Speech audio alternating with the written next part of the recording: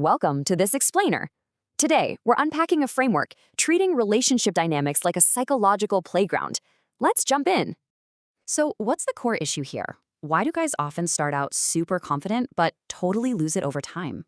The source points to shaming tactics. Basically, these are subconscious psychological tests designed to seriously shake your confidence. You'll see these provocations pop up everywhere, from sudden critiques about your looks to those dreaded ex-partner comparisons. Take appearance, for example. If she suddenly critiques your height, do not fall into the trap of justifying yourself. Instead, keep it neutral, playfully saying, "Hey, I love basketball." Proves her comments don't bruise your ego at all. Now, when you set boundaries, you might get cold controlling. Ignore that and hold totally firm to your standards. Remember, there are literally 4 billion women on Earth. Never compromise your core principles just to please one person.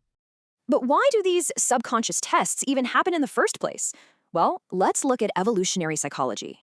Drawing on David Buss, the source argues women subconsciously test men to ensure they actually have that protective strength. So if she claims your boundaries just stem from past trauma, don't drop your standards trying to prove otherwise. And if she compares you to an ex, try reverse psychology. Neutrally offer to help her find a psychologist. Also, be aware of societal shaming. Unmarried men face massive, intense pressure to just settle down prematurely. The overarching target in all of these scenarios is the male ego. It's often your own worst enemy. But hey, there's a huge difference between a simple psychological test and outright, unacceptable disrespect. If a partner explicitly tells you you're not a real man, that completely crosses the line. The source recommends a stoic response here. Never react with anger, simply walk away and end the relationship. Why? Because reacting with explosive anger can spring severe legal traps, which the text notes particularly impacts immigrant men. Instead, you've got to become the unbreakable rock that completely shatters those crashing waves of emotion.